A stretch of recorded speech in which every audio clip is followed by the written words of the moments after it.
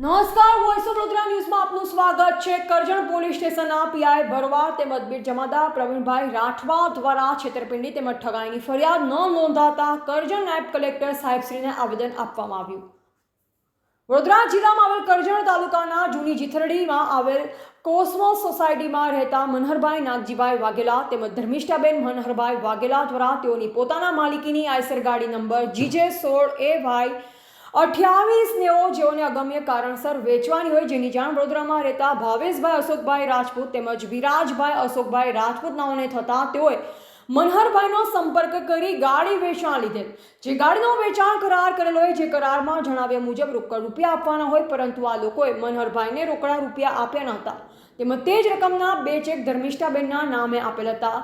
જે check ધર્મિષ્ઠાબેનના bank એકાઉન્ટમાં જમા કરાવતા સહી ખોટી હોવાનું બેંકના અધિકારીઓ દ્વારા જણાવવામાં આવેલ। જે અનુસંધાનમાં અશોકભાઈ તેમજ વિરાટભાઈને ટેલિફોનિક વાત કરતા તેઓ કોઈ સંતોષકારક જવાબ આપ્યો નહીં તેમજ તમારી ગાડી અહીંયા છે ત્યાં છે તેવું કહી માનસિક ત્રાસ આપતા હોય, જેને લઈ આ બાબતે મનહરભાઈ ઊંડાણપૂર્વક તપાસ કરતા તેઓને ખબર પડી કે આ લોકો ફ્રોડ છે, તેમની સાથે ઠગાઈ તેમજ વિશ્વાસઘાત તેમજ છેતરપિંડી થઈ હોય તેમ જણાઈ આવતા મનહરભાઈ દ્વારા કરજણ પોલીસ સ્ટેશનમાં ફરિયાદ કરવા ગયેલ। તેના બીટ જમાદારે તેઓની ફરિયાદ લોકલ અરજી ક્રમાંક નંબર 646/2025 મુજબ દાખલ કરેલ। ત્યારબાદ કોઈ કાર્યવાહી કરેલ નહીં।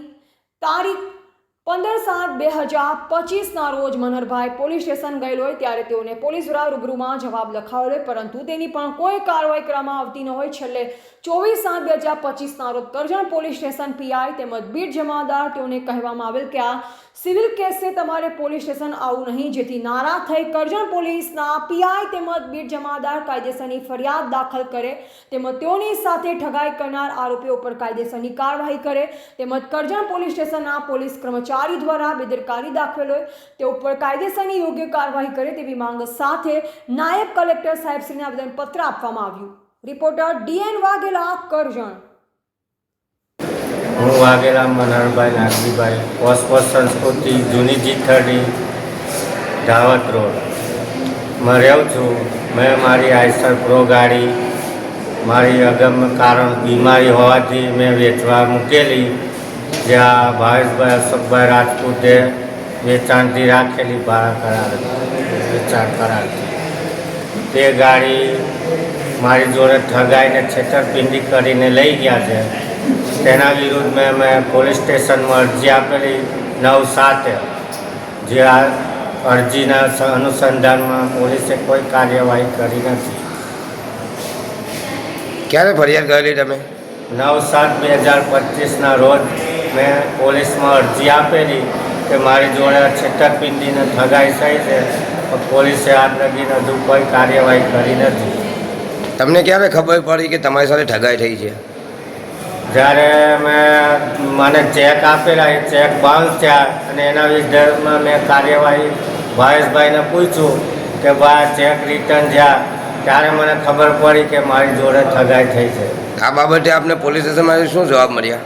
પોલીસ મેં અરજી આપી તો પોલીસે મને 9 તારીખે અરજી આપી, પછી 15 તારીખે મારી જોડે જવાબ લખાયો, પછી 25 તારીખે એમ કે આ સિવિલ મેટર છે, આજ લગીને કોઈ કાયદેસરની કાર્યવાહી પોલીસે કરી નથી આરોપી વિરુદ્ધ। આ બાબતે આપ નાયબ કલેક્ટર સાહેબને શું કહેવા માગો છો? હું નાયબ કલેક્ટર સાહેબને એટલું જ કહેવા માગું છું કે આ કાયદેસરની કાર્યવાહી થાય આમાં, અને પોલીસને હુકમ કરે કે આ અરજીના વિરુદ્ધમાં કાયદેસરની કાર્યવાહી કરે, એવી હું મામલતદાર સાહેબને અરજી કરું છું।